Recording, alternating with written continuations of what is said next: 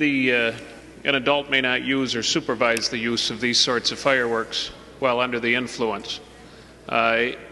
In my experience, my favorite holiday growing up was always the 4th of July, because we'd go to my Uncle Jerry's and he'd shoot off a bunch of illegal fireworks. It was always my favorite holiday until the fire happened.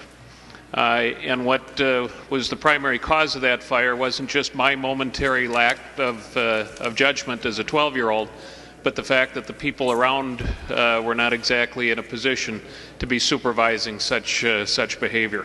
It's not our job to legislate common sense. I do support what the meaning of the bill is here, or of the amendment, but I mean, it needs a lot of work. Does it create a new law? What's the penalties? I mean, do we really want to go so far so police officers are going up into people's yards, giving them a breathalyzer? I would respectfully ask for a no vote on this, please. Just one thing we were worried about the other day was over control and looking for trouble. Now we got people walking up into people's yards judging how, if they are or are not under the influence. It's almost unenforceable and just a disaster waiting to happen. Thank you. If you vote no, what you're saying is that drunk folks can supervise kids shooting off fireworks. If that's what you want, I'd be a little taken aback by that. Representative Atkins, can't you just let Minnesotans have a little bit of fun? That's really what this amendment is about. It's saying, thou shalt have no fun in Minnesota, period. I intend and will soon withdraw this amendment. The point was to illustrate the fact that even folks, regardless, and I very much appreciate what Representative Cornish and Representative Westrom and Representative Anderson have all pointed out, which is, how are we going to measure whether somebody's under the influence or not?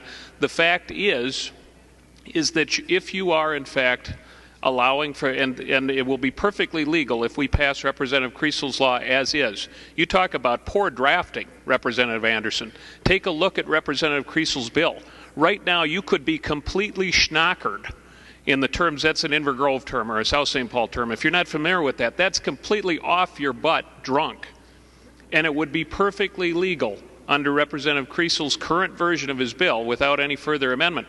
I appreciate deeply the points that you have made, that it could be just a sip of beer, maybe it's a couple beers, maybe it's impaired, maybe it's not impaired. The fact is under the language of this bill, you could be at 0.25, 0.35, shooting off fireworks that weigh a pound or more, and supervising children as they shoot off fireworks that weigh a pound or more. That's under the language of this bill, so thank you very much, Representative Anderson and others, for illustrating just how poorly drafted this is.